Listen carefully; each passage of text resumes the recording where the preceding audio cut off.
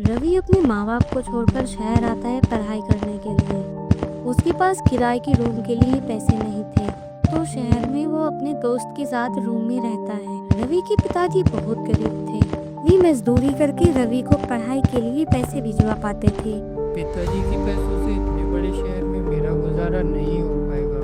पढ़ाई के साथ साथ मुझे कोई काम करना ही होगा।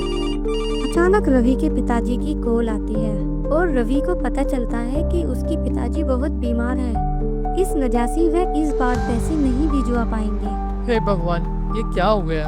अब मैं कॉलेज की फीस कैसे जमा करूंगा? मुझे कुछ ना कुछ काम ढूंढना ही होगा। मैं आज ही अपने लिए कोई काम ढूंढता हूँ। यह सुनकर रवि बहुत परेशान और उदास हो जाता है। वह शाम को अपने लिए मार्केट में कोई काम ढूंढने जाता है, लेकिन उसको कोई काम नहीं मिलता। तभी रास्ते में रवि देखता है कि एक अकेली लड़की सड़क पर खड़ी होकर रो रही है। अरे क्या हुआ? तुम क्यों रो रही हो इस सुनसान सड़क पर? मेरा नाम कविता है। मुझे मेरी सौतेली माँ ने घर से बाहर निकाल दिया। अब तुम ही बताओ, मैं इतनी रात में कहाँ जाऊँ? अरे तुम घबराओ नहीं, तुम मेरे साथ मेरे घर चलो। रवि कविता को अपने घर ले जाता है। रवि को उदास देखकर कविता, अरे रवि क्या हुआ, तुम इतना उदास क्यों बैठे हो? मैं सुबह से भूखा प्यासा नौकरी ढूंढ रहा था, लेकिन मुझे कोई काम नहीं मिला। रवि अपनी और अपने घर की सारी बात कविता को बताता है। तुम परेशान मत हो, मैं अभी तुम्हारे लिए कुछ खाने के लिए बनाकर लाती हूँ। कविता किचन में जाती है और रवि के लिए फटाफट वड़ा पाव बनाकर लाती है। जैसे ही रवि कविता के हाथ का वड़ा पाव खाता है, उसके दिमाग में तुरंत एक आइडिया आ जाता है। सुनो कविता, मेरे दिमाग में एक मस्त आइडिया है। अच्छा बताओ जल्दी बताओ, क्या आइडिया आया? तुम इतना स्वादिष्ट वड़ा पाव बनाती हो ना कि कोई भी खाकर दीवाना हो जाएगा।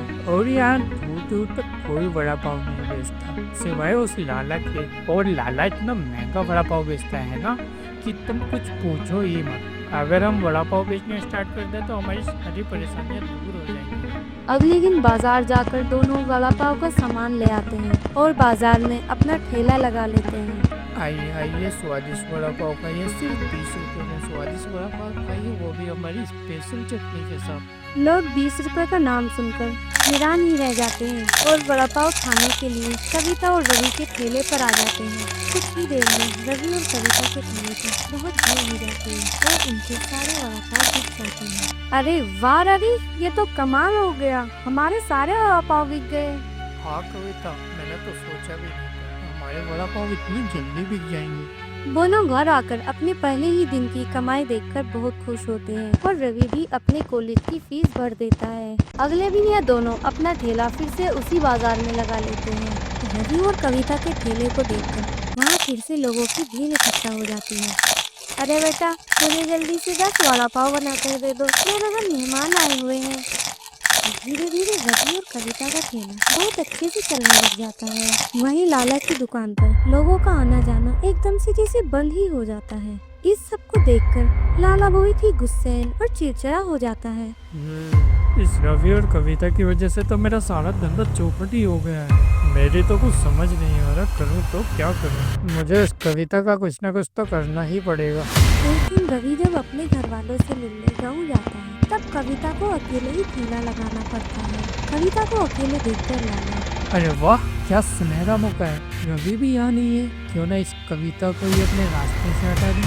लाला कविता को मरवा देता है और फिर से लाला की दुकान पहले जैसे चलना शुरू हो जाती है। और इधर रवि शहर आकर देखता है कि कविता उसके घर पर नहीं है। रवि कविता को बहुत तलाश करता है, लेकिन कविता रवि को कहीं नहीं मिलती।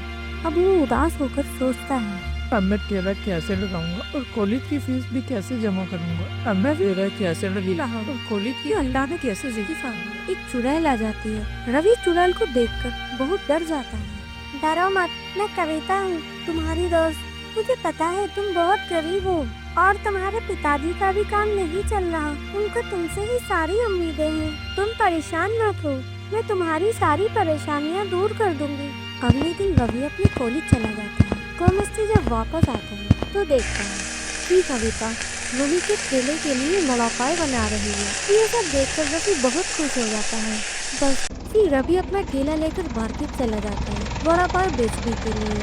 जैसे जैसे लोग रवि का ठेला देखते हैं, सब लोग उसका ठेला देखकर वड़ा पाव खाने आ जाते हैं। रवि सबको वड़ा पाव खिलाता है और सारे वड़ा पाव देखकर घर चला जाता है।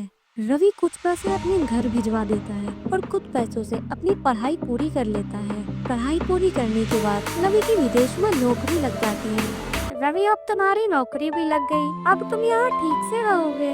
अब मैं हमेशा हमेशा के लिए जा रही हूँ, अपना ध्यान रखना। इतना कहकर कविता लाला के पास जाती है अपना बदला लेने। लाला, तूने मुझे मारा था ना, अब तो भी मरेगा। जुआ लाला को मारने के बाद हमेशा हमेशा के लिए चली जाती है और रवि भी अपने माता पिता को विदेश बुला लेता है और अपने परिवार के साथ खुशहाली से रहने लगता है।